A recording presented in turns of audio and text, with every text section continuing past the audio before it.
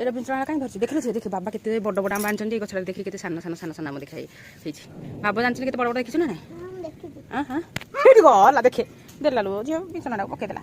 ଗଲା ଏଇଟା ମୋର ସେଇଠି ଦେଖେ ପଡ଼ିଛି ଏଇଟା ବାବା ଡ୍ରେସ୍ଟେ ତାଙ୍କ ପଟକୁ ପଡ଼ିଛି ଇଆଡ଼େ ଦେଖେ ମୋର ସେଇଠି ନାଇଟି କପଡ଼ା ଦେଖିବ ଏ କପଡ଼ା କରୁଛି ମୋ ନାଇଟିଟା ତୋ ପ୍ୟାଣ୍ଟ ଏବେ ତୁ ବିଞ୍ଚଣା ପକେଇଲୁ ସିଆଡ଼େ ସେ ବଡ଼ ବାବାଙ୍କର ସାର୍ଟ ଏ ନଳ ଚାଲ ଏ ନଳ ଭିତରେ ସବୁ ଆଣିକି କାଢ଼ିବ ଏଠି ଠିଆ ହେଇଥା ହେଲା ମୁଁ କାଢ଼ିଲେ ତୁ ଇଏ କରିବୁ ହେଲା ଏ ନଳରେ ଦେଖିଲ ମା ନା ଦି ହାତ ନଦେଲେ ହବନି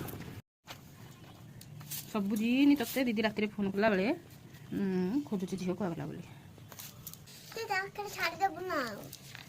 ତାକୁ ଖୋଜିବ +2 ପିଲାମାନେ ପଢ଼ୁଛନ୍ତି ତୁ ଯାଇକି ତା ପାଖରେ ରହିବ ତତେ କିଏ ଖୁଆଇବ ସେ ତ ପାଠ ପଢ଼ିବାକୁ ଯାଇଛି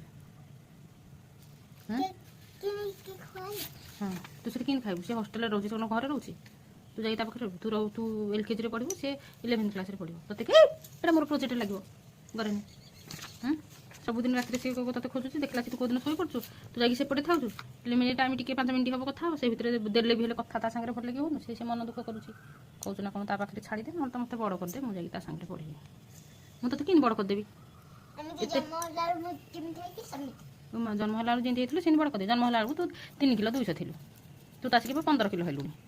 5 ବର୍ଷ ତତେ ଖୁଆଇ ପାଇକି ମାତ୍ର ମୁଁ ଏତିକି କରିଛି ଆଉ ତା ଖୁଆଇବା ହେଲାଣି ସେ ଦାନ୍ତ ନଥିଲା ଯୋ ଇଏ ସତ୍ୟ ତ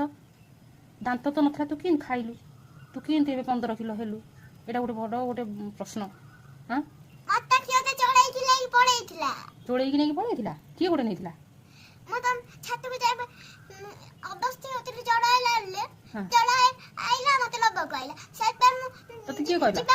ତତେ କିଏ କହିଲା ଚୋଳ ନେଇକି ଯାଇଥିଲା ତାହେଲେ ତତେ ଆମେ କେମିତି ପାଇଲୁ ହଁ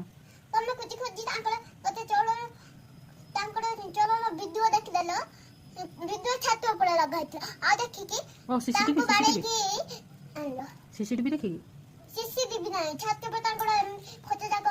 ସବୁ ସ୍ଥାନରେ ଲାଗିଥିଲା ନା ଜନ୍ମଦିନ ପାଇଁ ଜନ୍ମର ବେବିରେ ସବୁ ଫଟୋ ଲାଗିନଥିଲା ତତେ ତ ଆମେ ଗୋଟେଇକି ଆଣିଥିଲୁ ଆଉ ପୁଣି ତତେ କିଏ ଗୋଟେ ଚୋରେଇକି ନେଲା ଆମେ ତ ତୁ ତ ଅଳିଆ ଗଦାରେ ପଡ଼ିଥିଲୁ ଯେ ତତେ ଆମେ ଗୋଟେଇକି ଆଣିଥିଲୁ ନାଇଲୋ ମମ୍ମି ଜନ୍ମ ହୋଇଥିଲା ମମ୍ମି ଜନ୍ମ ହୋଇଥିଲା ଅଳିଆ ଗଦାରୁ ଗୋଟେଇକି ଆଣିନ ଜନ୍ମ ହୋଇଥିଲା ମମ୍ମି ବଡ଼ ମମ୍ମି ଜନ୍ମ ହେଇଥିଲା ସିଏ ଜନ୍ମ ହେଇଥିଲା ତତେ କିନ୍ତୁ ଆମେ ଅଳିଆ ଗଦାରୁ ଗୋଟେଇକି ଆଣିଥିଲୁ ସେଟା ତାକୁ ପିନ୍ଧିଦେଲୁ ବାୟାଣୀ ନାହିଁ ତତେ ଅଳିଆ ଗଦାରେ କିଏ ଗୋଟେ ଫୋପାଡ଼ି ଥିଲା ଆମେ ତତେ ଅଳିଆ ଗଦାରୁ ଆଣିଥିଲୁ ତାପରେ ନାଳରେ ତତେ ଗାଧେଇକି ଘରକୁ ଆଣିଥିଲୁ ଛୋଟ ପିଲାମାନଙ୍କୁ ସମସ୍ତେ ତାଙ୍କୁ ଭୁଲ କାମ କରିଦେଲେ ସେଟା ପିନ୍ଧି ପଳଉଛନ୍ତି ଜାଣିପାଉନୁ କିଏ ଭୁଲ କାମ କରିଥିଲା ମୁଁ କରିଥିଲି କ'ଣ କରିଥିଲୁ ତୁ ଭୁଲରେ ଗୋଟେ ଆଖିରେ ଗେଞ୍ଜି ଦେଇଥିଲି ସେଟା ଭୁଲରେ ମୋତେ ରଖିଦେଲେ ସେଇଥିପାଇଁ ଅଳିଆ ଗଦାରେ ତତେ ପକେଇ ଦେଇଥିଲେ କାହା ଆଖିକି ଗେଞ୍ଜିଥିଲୁ ବାବା ଆଖି ଗେଞ୍ଜି ଦେଇଥିଲୁ ତୁ ପରା ସାନ ପିଲାଟେ ହେଇଥିଲୁ ବାବା ଆଖି କେମିତି ଗେଞ୍ଜିଲୁ ହଁ କୋଉଥିରେ ଗେଞ୍ଜିଥିଲୁ